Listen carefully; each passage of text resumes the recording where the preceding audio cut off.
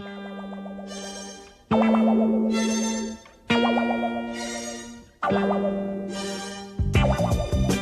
take roll call. Who can identify themselves with elevators?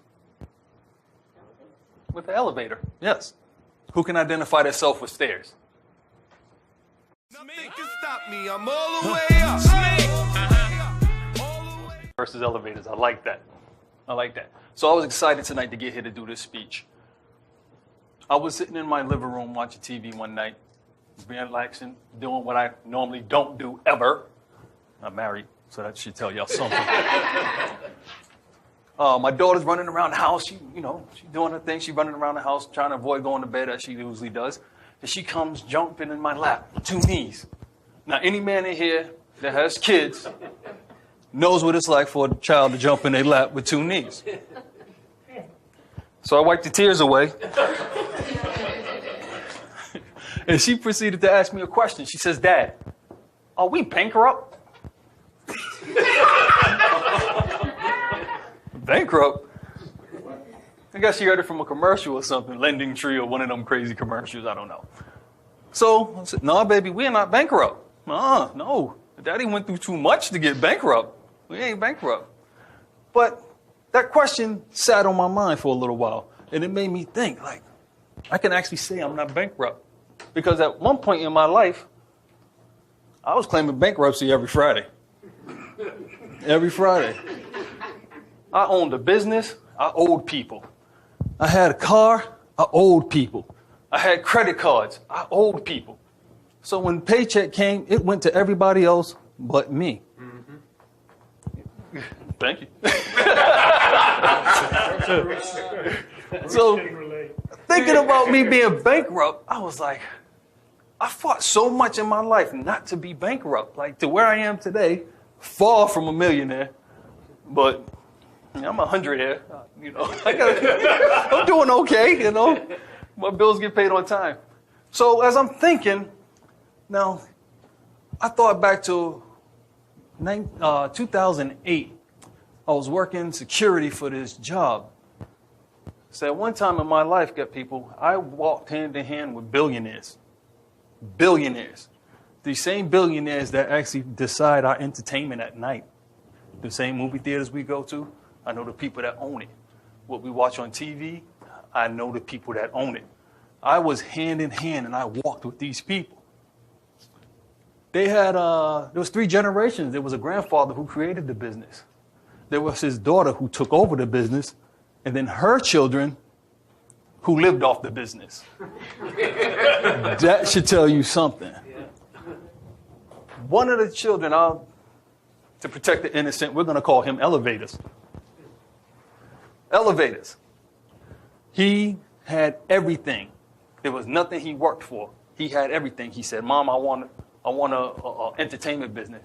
So she opened him up, music, restaurant, live acts come, because he wanted it. Multi-million-dollar corporation. She opened it up. Today it sits in rubble. You don't appreciate it. So 2008, the landing, notice I use the word landing. The landing I was in my life. I wasn't a billionaire.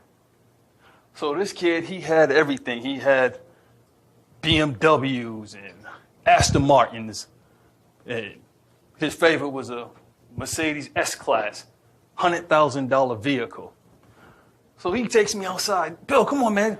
I want you to try this car. I want you to drive this car." And I'm like, "All right, let's go see what this car is. I'm going to drive it." We go out there, and he pops the engine. And he shows me the engine. "I got to show you the engine, Bill, because this is where the guy that created the car, he hand signed the engine, his autograph." Okay, nice. I guess that's why it's a $100,000 car, because a man wrote his name on the engine. Now, in this landing in my life, stairs, that's me. I had a 1999 Lincoln Continental. I drove this car happily. It wasn't an S5, but I was driving like I had one. I got it from the auction for $500. $500. This car did everything but what it was supposed to do. It started up. window didn't work.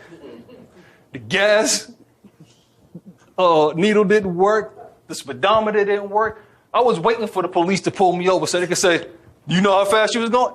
No, sir. But can you help me? Can you tell me? The seats didn't work. I couldn't get comfortable in the car. I couldn't make the car get me comfortable. The car made me get comfortable. It was, wherever it was is where it was. But I was happy.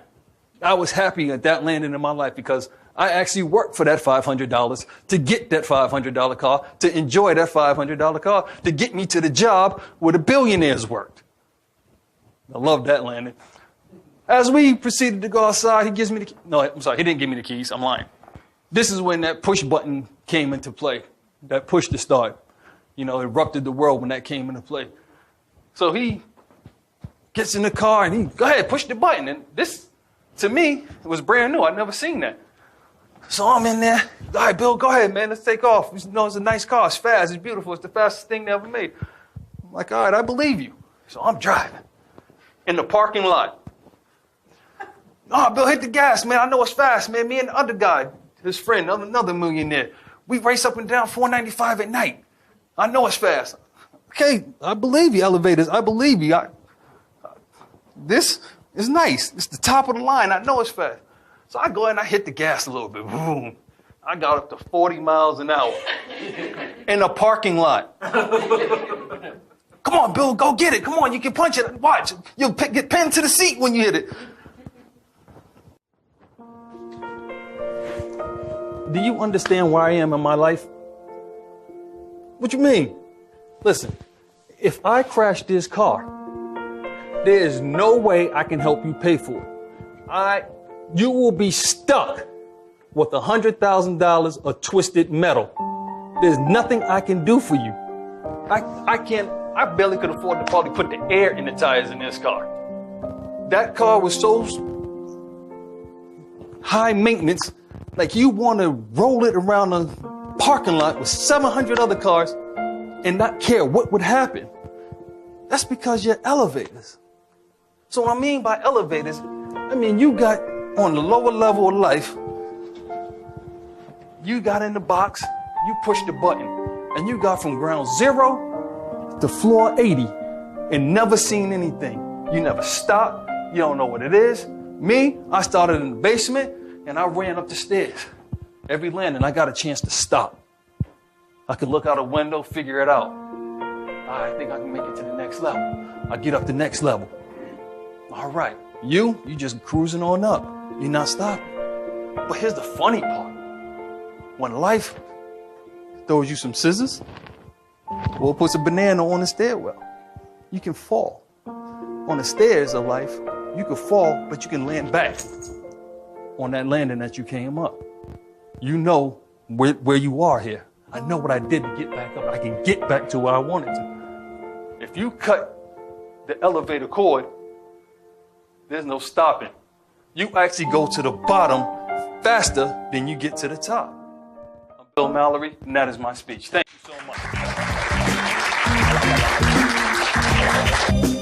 What can I do?